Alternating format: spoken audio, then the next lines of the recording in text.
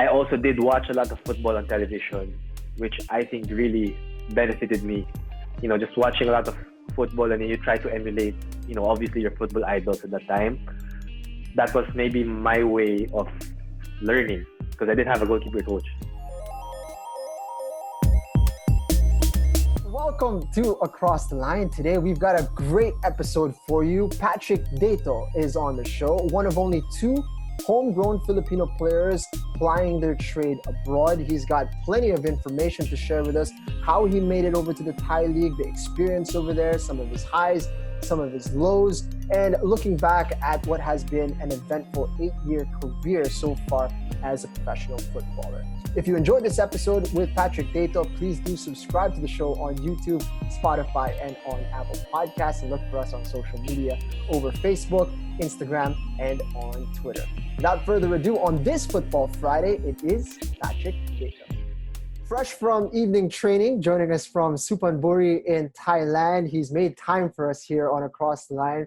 Patrick Deyto is on the program. I appreciate you taking the time for us. How's it going, man? First of all, Jing, thank you. Thank you for having me here. I'm always happy to see familiar faces from the Philippines. I haven't been home for a long time. I'm okay. I'm great here. I think the COVID situation in Thailand is better compared to back home, unfortunately. But I mean, football is doing great. Our league has already started like a month ago. So everything is almost back to normal in Thailand, actually. That's awesome, man. I've seen that you guys are, 8 games in to the league now? Since the restart, we played already 4 games and then 4 games. So yeah, you're correct. 8 games in. Wow. 8 games in the season.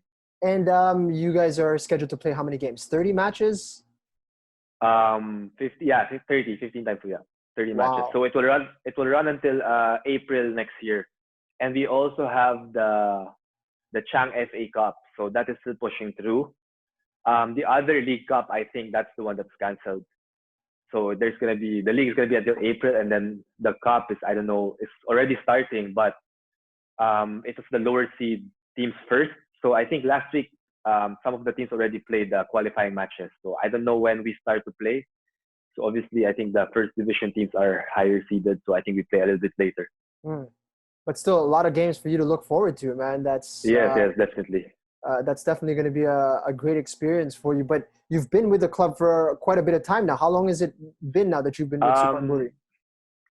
A little over a year, like around 1 year and 3 months, 1 year and 2 months, something like that. So that's a lot of matches there in Thailand already.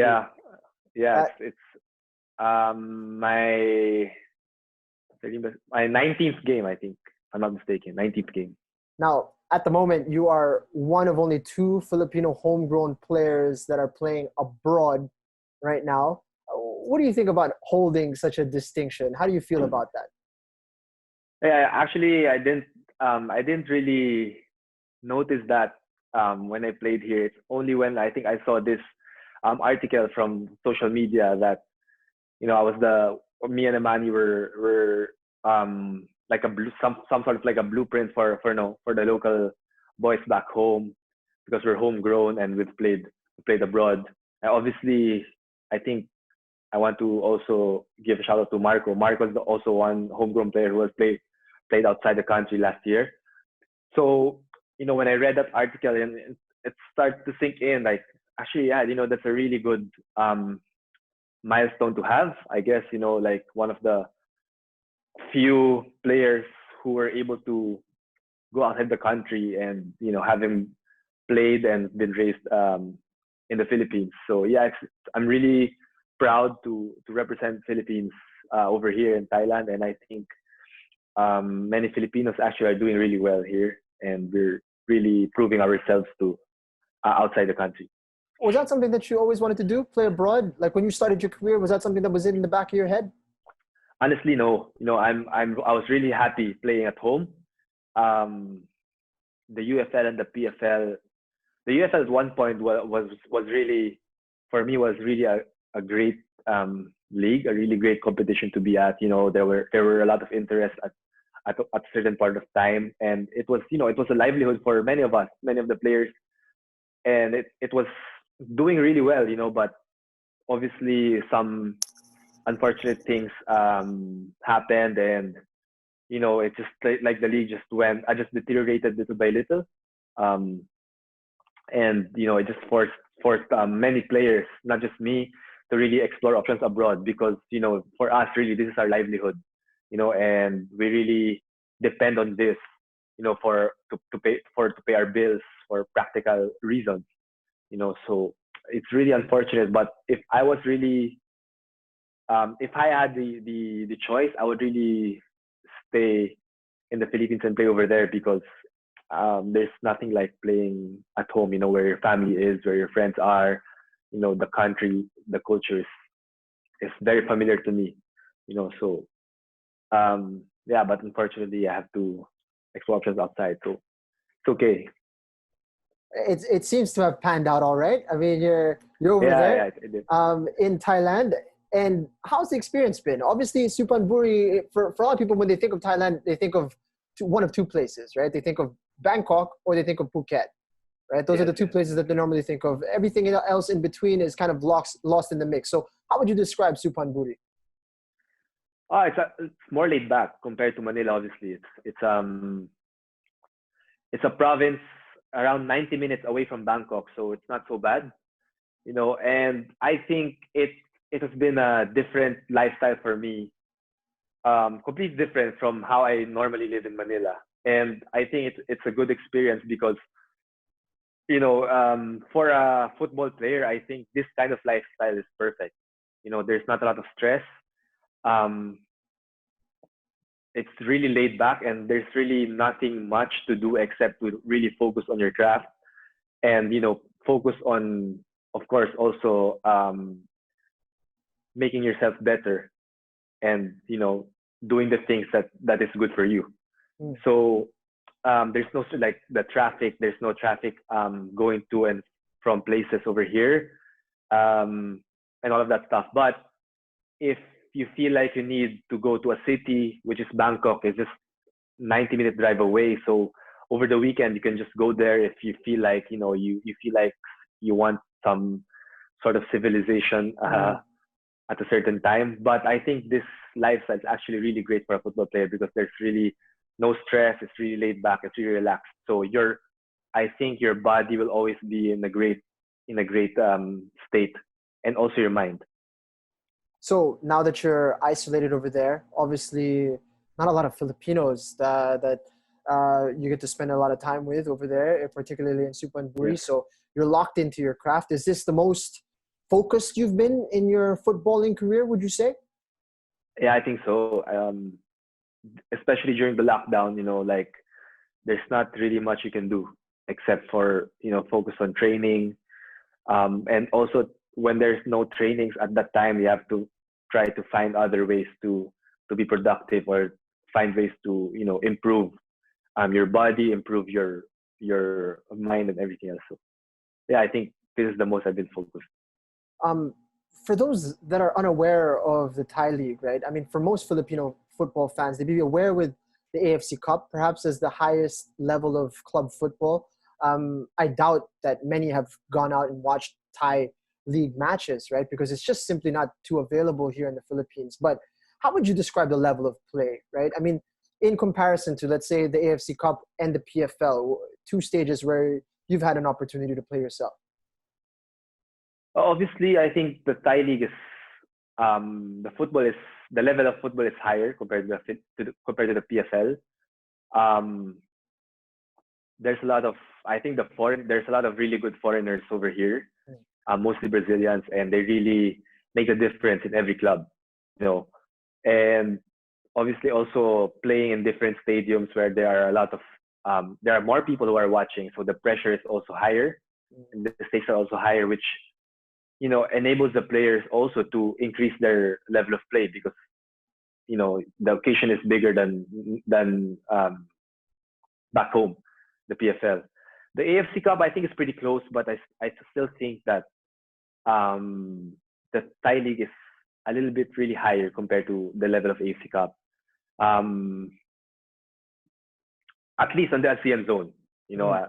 Outside of the ASEAN zone in AFC Cup, I think there are a lot of clubs who are playing a really high level as well. But from my experience, I think it's a little bit higher than AFC Cup, and it's higher than the PFL. The stakes are high. The stakes are bigger, and there's more pressure. And yeah, your opponents are of higher quality, especially the foreigners. But that being said, I still think that the Filipinos really can thrive over here, as shown by many players already.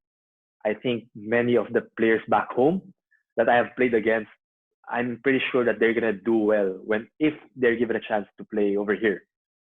Yeah. So that's the thing that I always try to tell my friends or my former teammates back home when they ask me about Thai league, because I want to tell them that, hey, you can also do it. You can really do it. Like the Filipino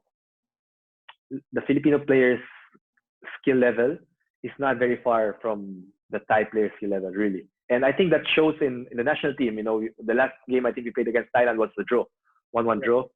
And in the AFC Cup, also the Filipino clubs are dominating most of the time. So that just goes to prove my point, I think. It's quite interesting that you say that, because most of the homegrown players, they're desperate to play AFC Cup, right? Because that's the chance for them to measure themselves on an Asian stage. But if you're lucky, you get to, I mean, not when you're lucky, but I mean, you get to play 6 games. If you're lucky, you get to play a few more than that, right? But if you're playing at the Thai league level, if you're saying that the level is at par or if not better than AFC Cup, that's 30 matches a year at least that you get exposed to that kind of level. I mean, your progress as a football player is going to go through the roof in that regard, right? I mean, if you're trying to expose yourself to the highest possible level in order to improve yourself, then it's pretty clear cut which direction would be better for your footballing career, right? I think you hit the nail on the head. Like that's the 100% true. Like what you said, like if you play this kind of level for regularly week in week out, then you're really gonna be a better player. You're really gonna be a much better player, and you're gonna be used to this kind of pressure, to play in front of many people, to play at higher stakes. But like for example in PFL, there are some games that you play against a team that that is a little bit below par, and then in the AFC Cup also, like what you said, it's only 6 games of high level of competition, and then you get to play a couple more for the semi-final and the final if you make it.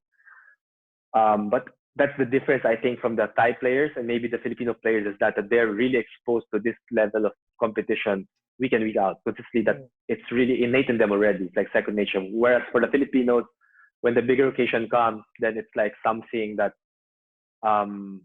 they're not super comfortable with.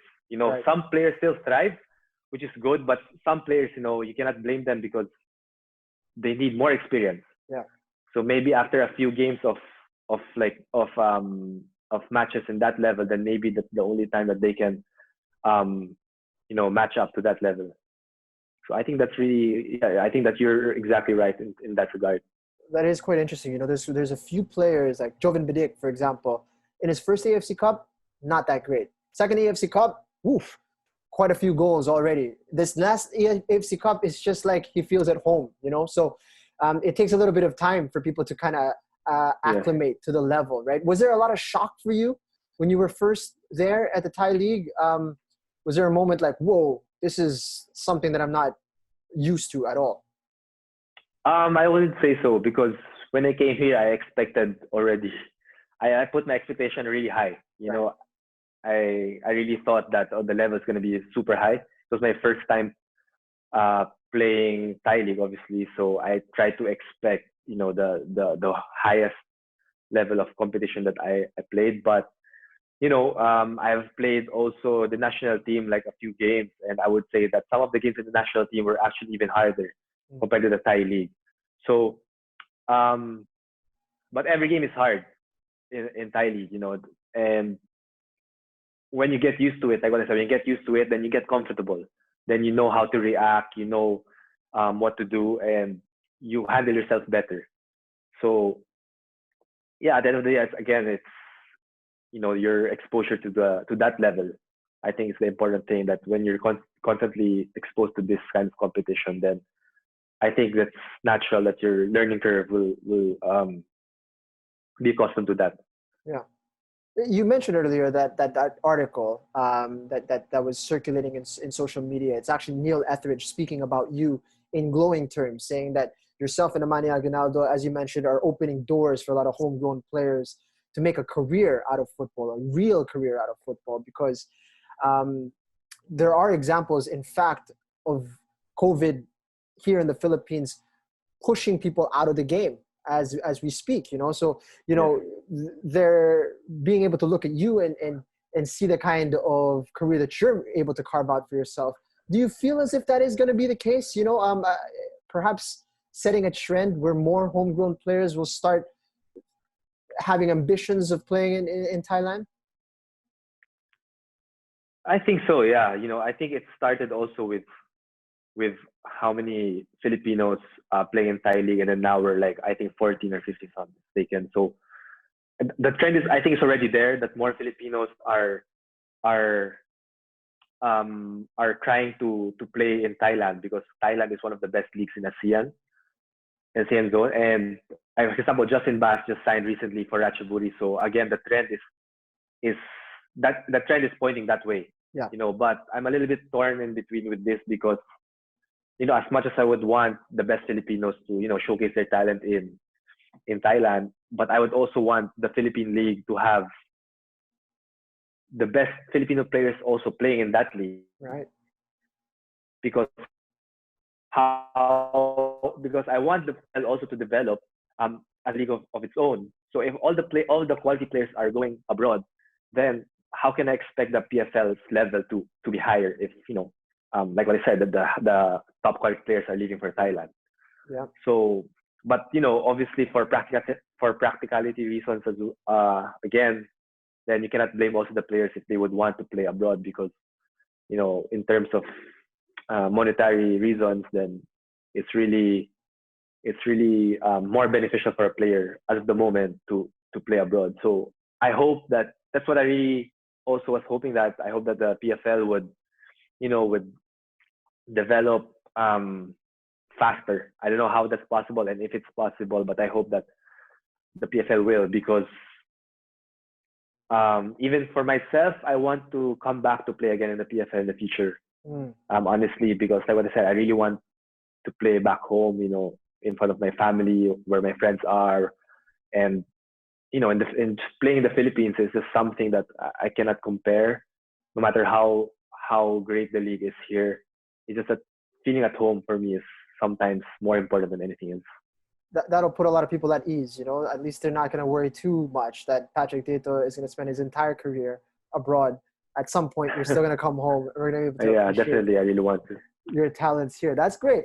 One thing I'm interested in, and perhaps a lot of fellow homegrown footballers will be very interested to find out, what was the process like in securing your transfer to Thailand? Like, how did that come about, right? I mean, you were playing football for Stallion at the time in 2019. Yes. That's in the PFL, obviously, right? 2019, if I think back, wasn't a great year for Stallion. It wasn't particularly an impressive one or something that would stand out, but you still were able to secure that transfer. Tell me about that experience? Jay, it's really random how it happened. I believe that 2019 the league started a bit late. There was some uncertainty, some uncertainty with the PFL. I think it started almost June, if I'm not mistaken, or May, something like that. Yeah. I think May or April, something like that. Might have been May, yeah. Yeah, and then at that time I was also injured. I had my surgery with my finger, so I couldn't play until March or April anyway. So it was actually, for me, it was not a problem, the delayed restart, because I was injured anyway. So actually it was good for me that I was not missing any games, that I had time to prepare and to get back fit. So saying that, I played for Stallion for only around 4 games or 5 games. And like what you said, it was not the best of years, and I was not really able to showcase my talent that much in the Stallion team. But it's just one day, just an agent messaged me that there's a team that's interested in signing me. And I've received this message so many times that nothing really materialized. So I just thought that, yeah, this is one of those. And that was also the time when I was starting to adjust to life with Stallion. And I was starting to, okay, you know what? I'm starting to enjoy it. We were gonna play, I think, Ceres and then Kaya the following week. So it was like something I was looking forward to, like big games. But yeah, then this call happened, and then at first I didn't think it was serious. So I messaged the person, and then apparently it was. So I said, oh, this is a great opportunity for me, but I have a contract with Palace at the time until the end of the year. So I said, I don't think I can go, but let me just. I spoke to Ernie, to the coach, to Ernie, and I told him, look, there's an offer for me. It's a really great opportunity for me. Um, I want to go because it's something that doesn't come very often. But if you don't want me to go, I totally understand because I signed a contract and I would honor that contract. It's not a problem for me. So it's like I was giving him a decision Mm. because honestly, also on my part, I'm not gonna lie, I think I was a bit also scared to go out of my comfort zone. Okay. That that I was probably telling myself, yeah, if Ernie says I cannot leave, then I cannot blame myself for not taking the opportunity. It was like something I was a bit scared, which was Uh-huh. not good, but that's how I saw it. So I said, okay, I'm putting the decision in your hands. And um, without hesitation, he told me, you know what, I'll let you go. I'll let you go as long as if you come back to the Philippines, you come back to our club. So I said, okay, fair enough. Um, and he also requested that I transfer the week after because, like what I said, we had the Ceres game Mm. upcoming, so he wanted to play at least me for one last game. So I said, okay, I spoke to the agent, and then the agent got everything sorted out. And then after like a few days, I was already on the way to Thailand. So Oh, it was wow. like 5 days, everything just turned around completely, which was really extraordinary, really. That's incredible, man. Okay, this might seem like a strange question, but what do you pack for a trip like that? uh, I was probably thinking the same way that you did. I didn't know what to pack. I didn't know how long I was going to be there. And, I just packed all my football stuff that I normally need. I packed enough amount of clothes and all the things that I need. So, you know, and Natasha was gonna follow the following week, I think. So I said that if I left anything, that she could just bring it for me. But yeah, it was really, everything was entirely new for me. Um, so it was a first. So I just tried to cope the best way I can with the situation. And how was that? Like your first week there, that must have been crazy. Like in a different place, you're not in a big city, right? New people, everything, everybody's a stranger. What was that? What was that experience like? And like what I said, I was really scared at first. It was my first time to play outside of the country. I've transferred clubs before within the PFL, and if you transfer clubs to PFL, it's a small community. Mm. People from different clubs.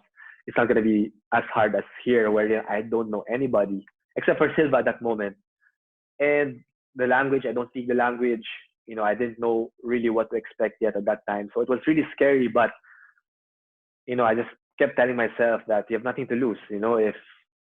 If you don't do well, or the worst happens, then you just come back home with that experience after a few months, and you just continue with how you were, where you were in the first place. So, but there was really nothing to lose for me. That's Mm. what I told myself every time, to get rid of the fear that I had. That's quite interesting, man, because I feel like you voicing that out puts a lot of people at ease because it's easy to think that this is what's best for your career, but also like it's terrifying. Like Yeah, me as a person, I'm like you. Like I don't want you to take me out of my comfort zone and place me somewhere where I don't know anyone, and it's going to be weird. Like I'm going to have to adjust a lot in order to find my bearings, and that prospect is terrifying. Like I don't want to do that, regardless of how much you're going to 100%. pay me. Yeah, 100%. And that's I think when you realize, when you start to go out of your comfort zone, that's when you realize where your growth really is. And when you start doing it, and you start doing well, and then you start feeling good about yourself, that hey, actually I didn't know I had this capability before this. Mm, So it opens many other things. So as the cliche goes, um, you have to get out of your comfort zone in order to grow, yeah, and it cannot be more true than that, really. So I think that's really a great insight also for me to realize that. And that's what I also try to tell the people who ask me about my experience, because I want to share that experience, that sometimes you really have to. And there's nothing wrong if you go out your comfort zone, and then if you don't do well, there's nothing wrong. You don't lose anything. You can just go back to where you are in the to begin with anyway. mm, But if you do well, if you really do well, then the the good things really outweigh the cons of the situation. right, right. The upside is huge, right? That's why Yes, you exactly. you mentioned Marco earlier. Much respect to that kid. He's at Kaya now, so I get a little bit of time to speak with him. But 21 years of age, man, like to go out of your comfort zone the way you have, but as 9 years younger, it's like what? That takes a lot of maturity for that kid to do that. So it's not easy. It's definitely not easy. For you, what has stood out in your time there? Almost a year. Any highs, any lows that stand out to you? Um, the highs are probably, yeah, doing well during the games. I believe that my first season, I really had a decent season. Was really difficult because I came into the team that we were really dead last, and we were really far away from safety. But I think the second round we were able to completely turn it around. That we almost survived. We almost survived relegation. It's just that we lost to the champions on the last day that we dropped out. So from being number 16, we climbed to number 13, and then we just fell to number 14 on the last day. So if you look at it in that perspective, I think it was really a good achievement to turn it around. If there are some stats, that they showed the table only for the second round, that we were around number 10 or number 9. But Mm, unfortunately, the league is the entirety of it. So we got relegated. But obviously, fortunately, one team decided to stop the operations. So that kept us in T1. We were the last team oh wow. to to survive. So actually, that really made us feel good that all of our hard work did pay off. Because if Yeah. we didn't work hard, if we just allowed our league position to stay as it is, then we would have been really relegated. But since we climbed two spots up, then that really made a difference. Although we really needed some luck with that. But yeah, that's probably the high. That that every game that you play, that you do well. I did. There were a couple of games last year where I was given the man of the match, so that was really also something that I was really proud of.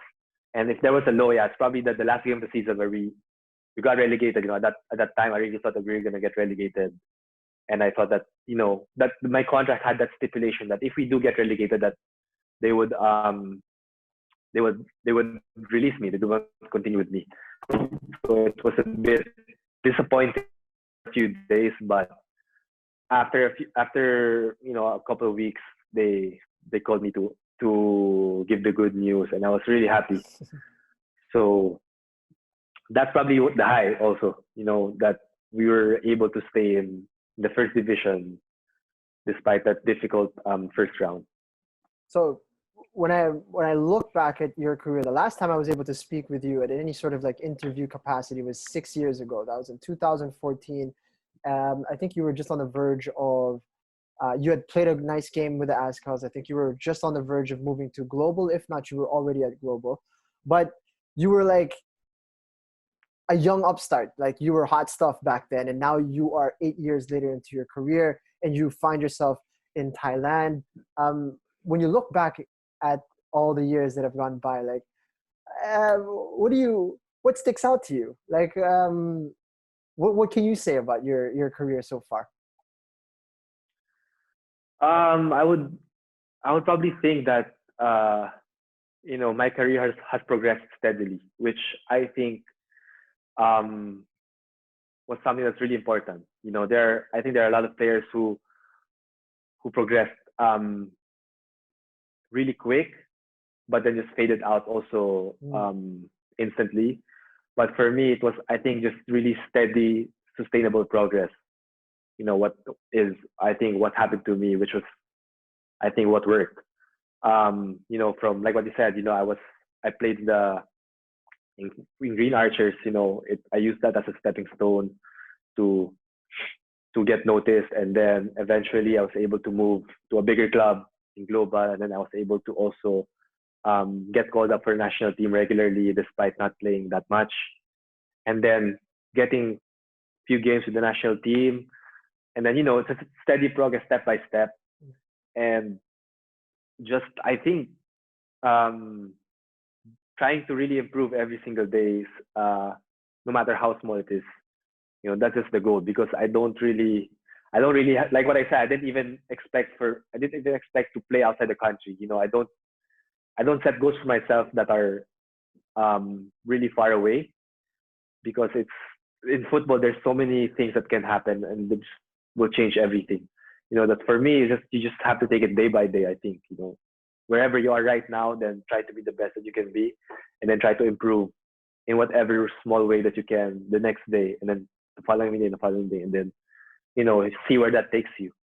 And that just has been my mindset the whole time. I don't really, okay, in 5 years I want to play here. I don't really do that, because you can never tell. You have so many things that are out of your control that will change situations, and I think it's just better to focus on small increments of progress every single day.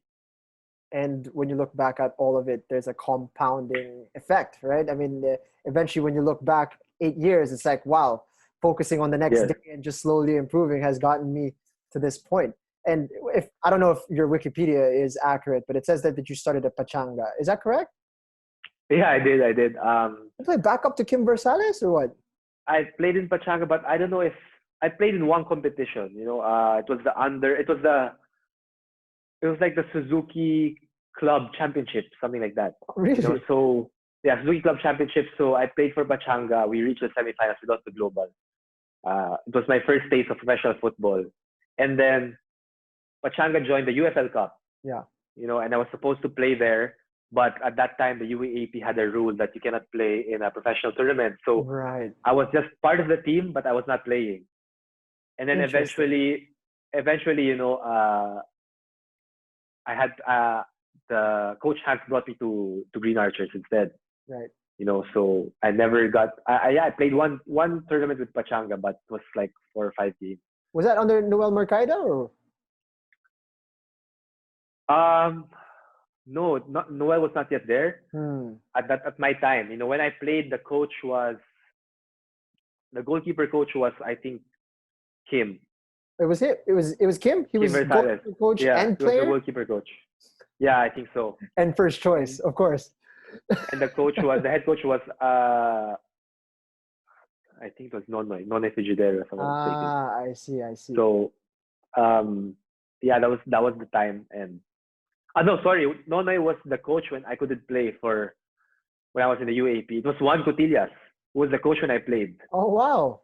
Juan Cotillas was our coach when I played in that tournament, and they changed him to Coach Nonnoy, but I was not able to play under Coach Nonnoy in Pachanga because of the UAP. So you had commitments to LaSalle. That's where you played, right?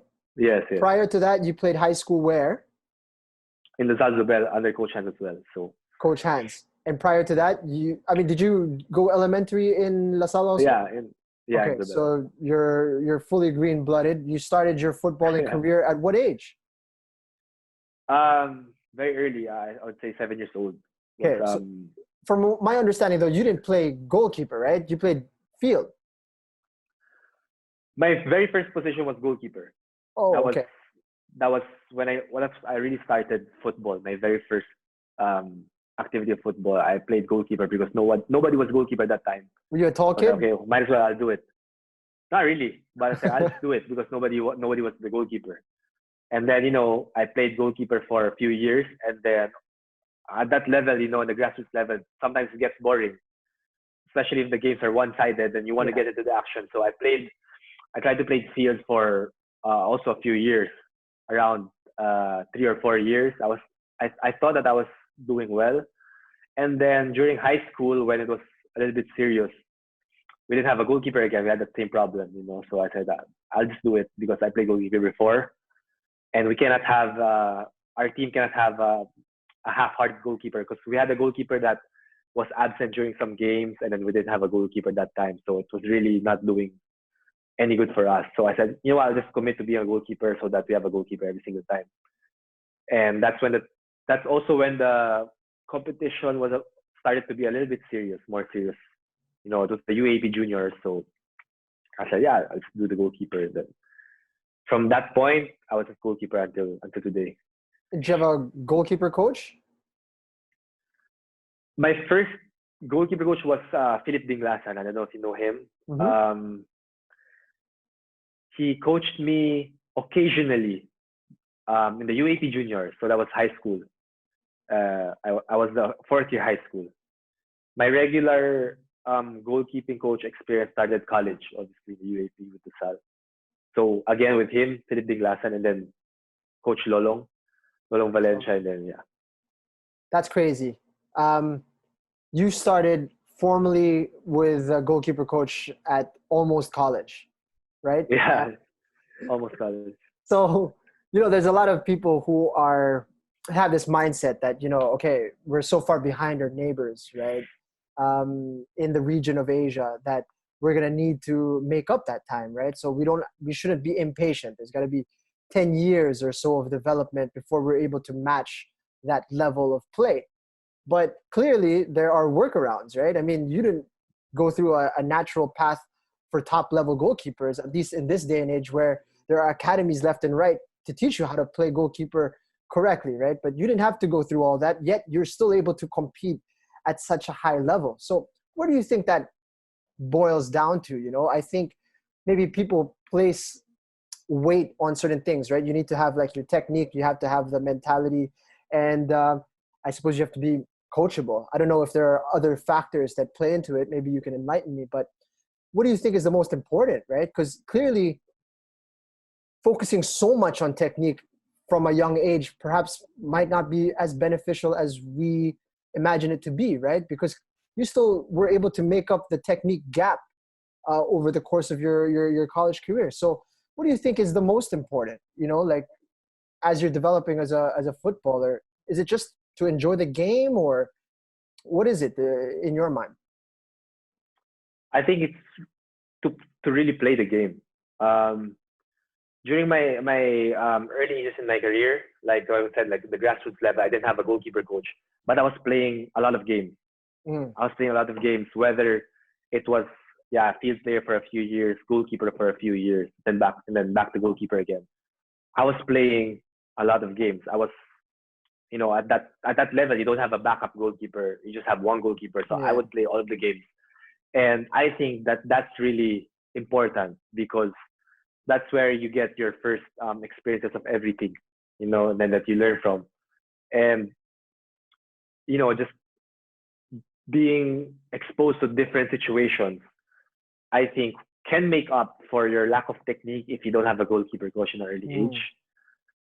I also did watch a lot of football on television, which I think really benefited me. Just watching a lot of football, and then you try to emulate, obviously your football idols at that time. That was maybe my way of learning because I didn't have a goalkeeper coach, but I think the most important thing is, just playing the game, getting exposed to different kinds of situations, dealing with every aspect of the game. And, like what you said also, at a young age, I think goalkeeping technique cannot also be totally 100% taught. I don't know. Like for the young goalkeepers now, I think the goalkeeper coach's goal also is just let them play.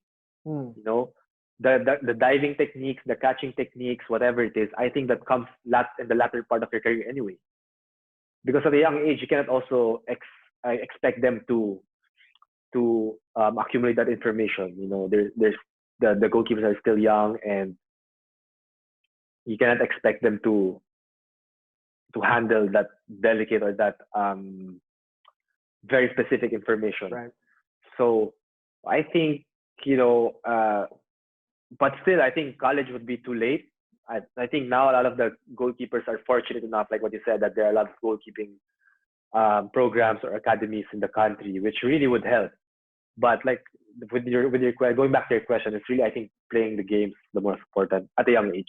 Right. So more competition. You stayed Yes, exactly. competing all throughout, right? So that's how you developed your experience. And you said you looked up to some individuals that you watched on TV a lot. Who were those goalkeepers that you wanted Uh, to emulate? Mostly, I think that was, Iker Casillas, because I was watching Real Madrid many times. But just not just goalkeepers, even the field players, watching how they kick the ball, Mm, watching how they dribble, watching how they pass, watching everything that they do. You just try to, as a kid, I think that's natural that you try to emulate your football idols in the pitch yeah. when you have your chance to play yourself. So doing that, I think would help. And then obviously, if you supplement that with coaching, then I think it's even better. But yeah, at that time, you have to improvise, and that's probably how I really honestly really don't know how I was able to develop my skills as a goalkeeper, because that is true that I started really late as a goalkeeper with a goalkeeper coach. It was not the first time that I was asked this question, but I think that helped me a lot. Those two. Now, like I said, it's been quite a career for you. Global was perhaps your first real big test after Green Archers and a small part in Pachanga. But at what point in your career would you say that you were ready? Like you felt as if you were ready for big, big things. Like yeah, I suppose I don't need to rephrase that any more than that. Like at what point in your career was there a specific moment where you felt, man, I'm pretty pleased with where I'm at right now as a goalkeeper? I think the first experience would be with Global. Honestly, like we had a really good year, 2016. I still believe up to this point that was my best year in my career when we won the double, the cup in the league, and we were playing games every week, and we were just dominating um, game after game after game. We had that. I think that team had that extraordinary camaraderie.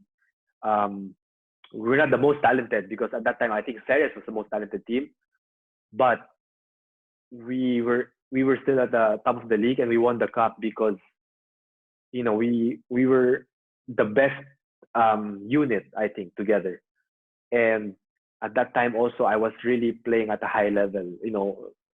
Some people are saying to me that, yeah, you're playing at a high level, but it's still just the PFL or the UFL at that time.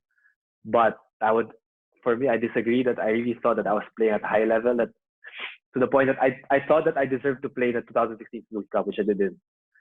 I thought I deserved to be the starter in that tournament. Unfortunately, the coach had another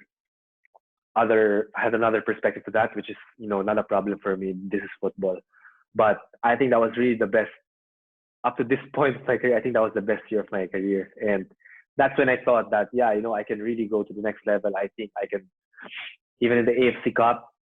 I think I can, if I'm thriving at this level, AFC Cup, it means, yeah, that I can probably play abroad. But it's also not that easy. It doesn't. Sometimes playing abroad is not just how good you are, but you also need a lot of luck. You need a lot of connections. You need a good agent. You need the right timing also. So there's a lot of factors. That's why I was really content on playing in the Philippines. As long as I play at a high level in the Philippines, and the league at that time really was, I think, was really great. We had a lot of good clubs. Meralco was still there. Mhm. Kaya has always been there. Ceres and Global is there, and then you had Stallion and JPV who are pushing the bigger teams. Yeah. And then Davao came in, which really also invested money in the sport, and they had also a good team. So the league was actually promising. I would say promising, and I was really, really satisfied and content of just playing the Philippines. I was making a decent living out of it. I'm not making millions, but I'm comfortable. So it was something that I was already happy to be where I am at that point. But yeah, like I said, unfortunately, um, some unfortunate things happen in Philippine football that the league, deteriorate a little bit. So hopefully it can go back to where it was again. That is, everybody's hope that there's a lot of interesting individuals and characters who have made their way back into the game of Philippine football. So there are exciting prospects, although, there are only 6 teams that are going to be playing in this season. Mm. The fact that there is going to be a season is actually a little bit of hope there for Philippine football fans, that they're able to get yourselves together in a short period of time in a dynamic landscape and environment that is always changing, but you're still able to put on a league. So hopefully that will bode well for the future of Philippine football. But yeah, I mean, 2017, I was just thinking, every week you get this sweaty palms, like you're nervous, like it's gonna be a big game every week because, as you said, Meralco, Global, Yeah, like 100%. man, it was promising. Like you felt like there was so much quality in the league, and I honestly don't believe that we're too far away from that. A few developments here and there, and things could change dramatically. But when you look at your future, your immediate future, you're looking at Suphan Buri. Obviously, your goal this year is to stay up, right? Um, a little bit of a downtrend lately, a little bit of a rough patch in recent time. How are you guys dealing with that? And tell me what's in store for you, Patrick. What are you focused on? Yeah, first the last 3 games was difficult result, especially the very last game. We lost to the bottom team in the league. And of course it was very painful. But actually, the previous 2 results, I don't think it was a fair reflection of our performance. I believe that we deserved out of the last game, yeah, I think we deserved to lose. But like what I said, the first 2 games before the last one, I think we deserved at least 3 points out of the 6, or 2 points out of the 6 in that last that 2 games. But yeah, that's football, and we're trying to stay positive. I think we have been training really well the past few days. Last week we had double sessions um, in training, to try to get better and to work harder, because we had that opportunity. We had a little bit of extra time because of the international break. There were no um, international games, but there was still an international break here in Thailand. So we took that opportunity to train a little bit more. We had double sessions, and now we're preparing for our next game on Sunday. And I think we're getting better. We look like we're positive again, and it's just sometimes the outcome is really out of your control. The only thing that we can control is our performance, our attitude and our effort. And that's, I think, what we should focus on, just give our 100% into the game, follow the instructions of the coaches, and maintain a good attitude for the 90 minutes. And I think whatever happens after that is out of our control. And we can be pleased with ourselves if we do that. And for me, for my immediate future, yeah, I would like to stay here in Thailand for um, at least a couple more years. I have extended my contract until April, so until the end of the season. And I hope to sign another season after that. Preferably, of course, with Supamburi, because I love the club, I love the city really. And the players and the coaches are all great individuals. But if I have to move somewhere else, I'm also open to that. Like what we talked about earlier. Sometimes you really have to go out of your comfort zone to see until where you can go. And after that, I'm really looking forward to going back to the Philippines and playing there again. If that happens sooner than I want, than how I want it, then I hope that the league will be in a better state. Because I could come back to the PFL as early as next year. When my contract expires, and then if I don't get any more opportunity here, then I'll definitely go back to the Philippines. But ideally, around two more years before I come back home would be the perfect scenario for me. I think that's really my goal. I think I still have a lot to offer in this country, and I haven't even played a full season yet. Right. So I still have. I think I still want to experience more things here in Thailand. Man, it's great to see you excited, motivated, and looking like you're thriving over there in Thailand. You're a huge inspiration, I'm sure, to a whole bunch of homegrown players here who look at you and see that, it's possible. Even if you start a little bit later, as long as you have the passion for the game and a drive to commit yourself to improving all the time. And when the time comes, be willing to take that risk and that willingness to put yourself out there. And you could find yourself in a situation like yourself. And I think that's huge. It's important to be able to see other people succeeding in order to fuel your own motivation. And I think that could become a real catalyst for more people to go down that road or be willing to take that risk. So congratulations to you on your move to Thailand and your situation over there, on 8 years as a professional footballer and making a great go at it. It's not easy, man, to make a career out of this football thing. I just heard some news of individuals who are quite prominent and quite good, man, at a really high level, who are thinking about enlisting into the army or the armed forces because it's come to that. It's unfortunate, and it's nice to see individuals like yourself, thriving and getting that opportunity. So congratulations on that, and I appreciate you taking the time to speak with us here on Across the Line. How do people find you if they want to follow up on you or see how you're doing, to catch up on you? Tell us how to do that. First, thank you, Jane, for your words are your very kind words. Normally I put some updates in my social media, about the games or about what I'm currently doing. I'm also reachable through that channel, my social media. And yeah, I think basically that's how they can get updates from me at the moment. The Thai league, like what you said, is a little bit difficult to access in Philippines. Although there are websites and apps that are showing them, because I've seen several people who are able to watch. But yeah, hopefully the Thai league will be able to broadcast the games to its ASEAN neighbors, because there are really a lot of ASEAN players who are playing the Thai league, not just Filipinos, but also Singaporeans, people from Laos, Myanmar. So hopefully they will be able to do that. But as of now, yeah, I think social media would be the most practical way to get updates. All right. Yeah.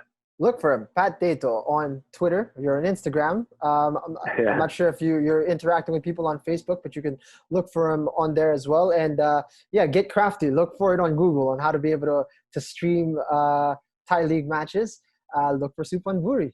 That's the team that you want to support. It's either them or Amani Aguinaldo's team, but he's not on the show yet, so we'll forget about his team for the time being. And that guy is so difficult to find on social media, by the way. That guy's like a ghost. But I want to respect your time. I know that you just came from training, and rest is very important. So again, appreciate the time, brother. Anytime that you want to come back on the show, if there's anything that you want to talk about or speak about, you're welcome to come on at any time. All right. Thank you, Jing. It's my pleasure to speak here and across the line. I'm a big fan also of the podcast. I've been listening to some of the episodes, and I think it's great that there are people who are talking about Philippine football. I think it's super important, this podcast, to keep the interest of Philippine football at the level that is necessary. It's everything contributes to development of the sport, really, and I think everybody should be grateful for shows or for podcasts like this for Philippine football. I appreciate Thank you. I appreciate that, and best of luck on the upcoming game. If you guys enjoyed this conversation with Patrick Deyto, please do subscribe to the show on YouTube, Spotify, and on Apple Podcasts, and look for us on social media on Facebook, Twitter, and on Instagram. And that is it for us on this Football Friday. We will catch you on the next one.